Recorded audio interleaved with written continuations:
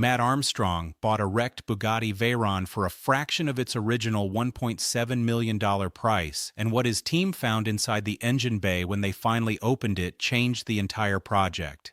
This video covers that discovery in full, the real total cost of the restoration, and whether this car is actually finished, because the answer to that last question is not as simple as it sounds. To understand why any of this matters, you need to understand what a Bugatti Veyron actually is. Introduced in 2005, it became the first production car to put 1,001 horsepower on public roads in a form that was genuinely street legal and daily drivable, and the engineering required to pull that off was unlike anything that had come before it. Bugatti didn't reach that number by scaling up a conventional engine. They built two VR8 units, each one already a pair of narrow-angle V4 banks pressed together, and fused them onto a single crankshaft to produce the W16 configuration, which means 16 cylinders, 4 turbochargers, and a heat load so extreme that managing it requires 10 separate radiators distributed around the car's body. 3 sit ahead of the front axle. The remaining 7 channel air through a network of ducts that looks closer to aerospace engineering than automotive design. All of that heat, produced by an engine mounted behind the passenger compartment, gets pushed through those 10 radiators simultaneously, cooling the engine, the transmission, the differential, and the hydraulic systems at the same time. At the car's top speed of just over 400 kilometers per hour, every one of those systems runs at the edge of what physics will tolerate.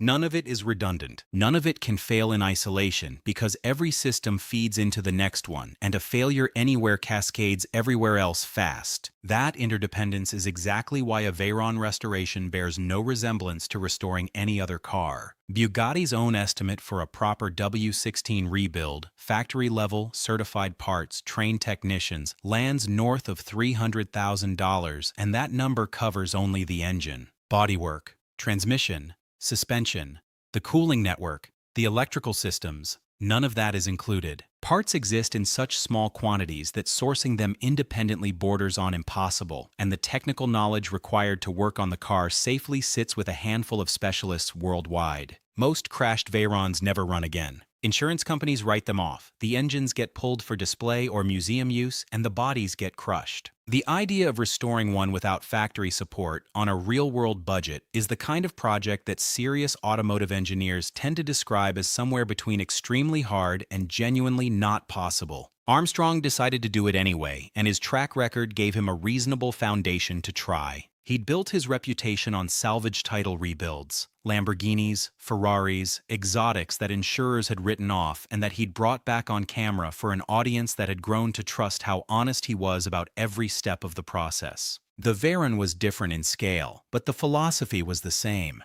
The car had been in a serious accident, with damage concentrated around the front end and the structural areas near the engine, and the concern wasn't just what the impact had visibly destroyed. High-speed chassis flex events translate directly into tolerance issues inside a W16 that won't show up until the engine is running and under load. What Armstrong paid has been discussed publicly in broad terms, and the number sits well below what you'd expect, a reflection of how the automotive market values a damaged Veyron. A running example in average condition sells between $800,000 and $1.2 million. Acquiring a heavily damaged one for a fraction of that creates theoretical upside, but the gap between theoretical asset and running car gets measured in complexity, time, and money, and nobody going in knew exactly how wide that gap was going to be. Early in the project, the restoration community's working assumption was that the body damage would be the hardest part, since Veyron bodywork is hand-formed, entirely bespoke, and nearly impossible to source. The mechanical side, people figured, would be complex but workable. The engine had survived the crash without obvious catastrophic damage, and if the block was intact, the rebuild was at least theoretically on the table. Armstrong framed the early stages with measured optimism, acknowledged the difficulty openly, and kept the goal clear: a running car, not a display piece or a shell. And then the engine bay opened, and none of those assumptions held. What the team found wasn't only crash damage. Underneath the surface presentation of the car was evidence of pre-crash neglect that nobody had detected during acquisition. Evidence that this Veyron had been living with compromised systems long before the accident. The cooling network, all 10 radiators, and all the interconnected ducting showed previous repair work that hadn't been carried out to factory specification. Seals and connections had been replaced with materials adequate to keep the car superficially running, but nowhere close to what Bugatti had engineered for this application. And inside the engine, the discoloration patterns and heat stress deposits in components that should never have seen that kind of temperature told a story about a car that had been driven hard with a cooling system already in decline and then maintained cosmetically while the underlying damage was left in place. That discovery rewrote the project from the ground up.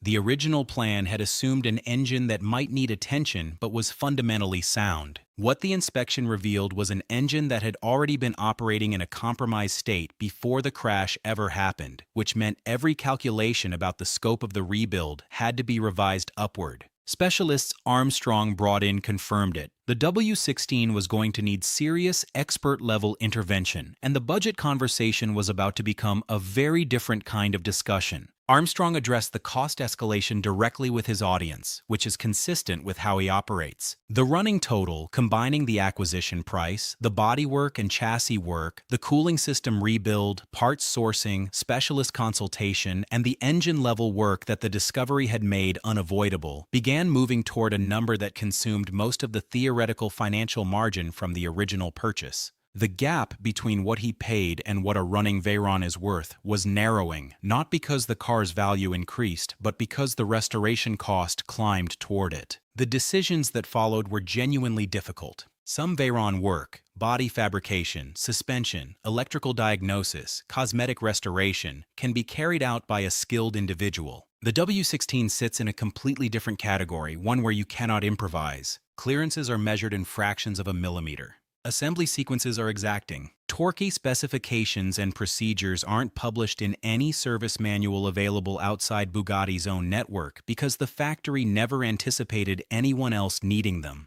Getting this work done required connections built over years in the exotic car space, relationships with European specialists who carry direct Veyron experience, and a patience in parts sourcing that most restoration projects can't sustain. Bugatti factory involvement, to be clear about what that means here, was not official cooperation. Molsheim didn't send technicians, and Armstrong didn't gain access to proprietary diagnostic systems through any formal arrangement. What he had was the expertise of people who had worked within or adjacent to that system, independent specialists with enough Veyron-specific knowledge to make the difference between a rebuild done correctly and one that fails the moment the engine fires. The final phase was where the project's accumulated difficulty concentrated itself into one last stretch: getting the car's electronics, which actively manage every system in real time, to communicate correctly with a rebuilt and partially new specification powertrain is not a matter of running a diagnostic scan and following instructions.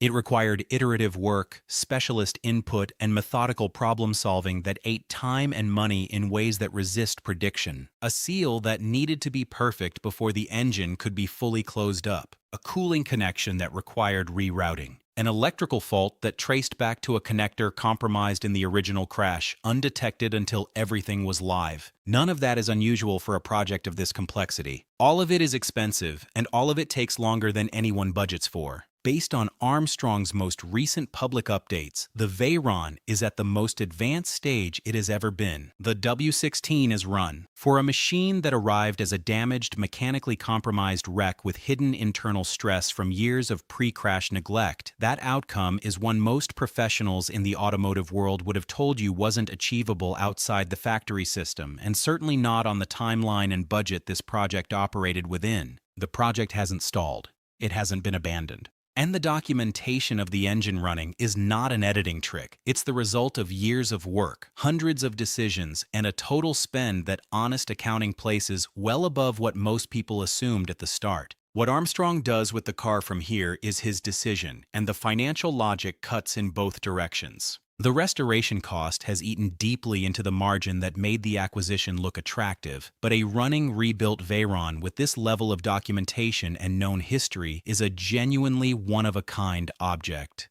There's no other one like it anywhere. Whatever he decides, the Bugatti project has set a new reference point for what independent automotive restoration can accomplish, and anything he builds next will get measured against it.